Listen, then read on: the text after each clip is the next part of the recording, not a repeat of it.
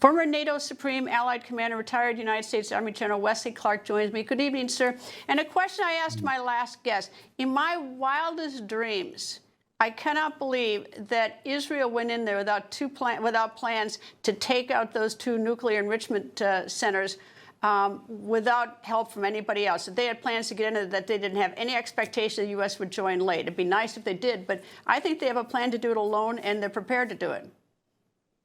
I think that's exactly right, Greta. They would not have gone in there and assumed that this would stop halfway or that they could let it drop halfway. So, but how will they do it if they don't have the bunker busting bombs? They'll go after the tunnel entrances. They'll insert some special operations troops in there and do the best they can to seal it up and maybe bring various cratering charges in to really try to get down and as deep as they can into the entrances. Well, they don't have the bunker bombs, but they'll do repeated bombing. They'll do that. They'll just keep pounding.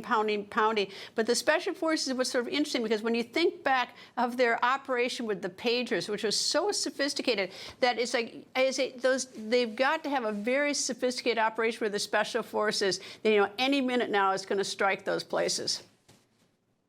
They probably do. I mean, Israel's saying they're going to do something big on Thursday. I hope it's not a nuclear weapon. Yeah, I do too. What are the consequences if the United States does help? I mean, suppose that we say, okay, we're going to give you our 30,000 bunker bombs, and we're going to give you a plane to transport it, and then it happens, it destroys it. What's the conversation a month or two from now?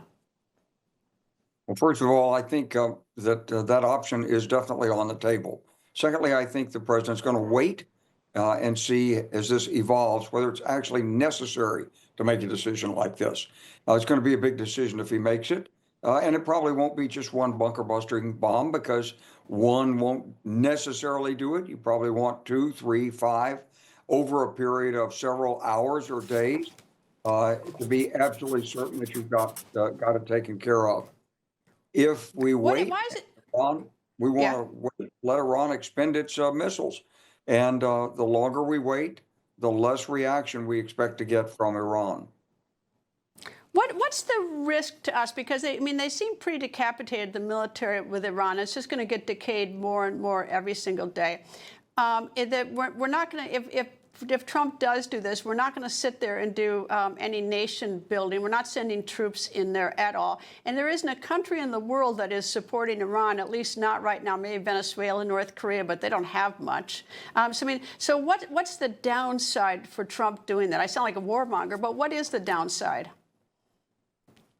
Well, other than the retaliation against the United States bases in the region, you're going to leave presumably, if you don't get regime change, an angry, embittered regime that has lost its nuclear capacity, will crack down harder on its own population, and will seek other means to retaliate and punish the people who have punished it.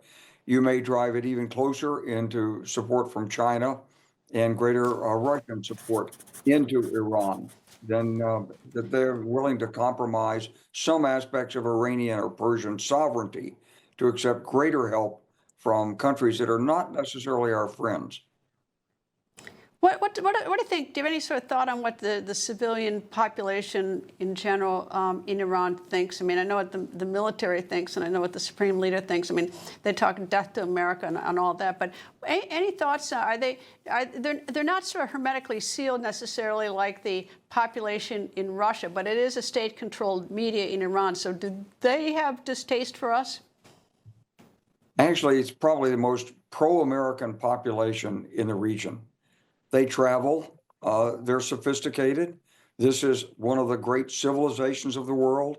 There are millions of Iranian Americans who still have communications with relatives inside Iran. They do lots of business in Europe. So, and they're not particularly fond of this regime. So there is a chance that they could overthrow the regime if it's shown to be weak and incapable. People think news just happens. It doesn't. It happens because there's someone there to capture the moment, to explain it and share it. That's my job. I go where news breaks and give you the facts. Join me for The Record on Newsmax.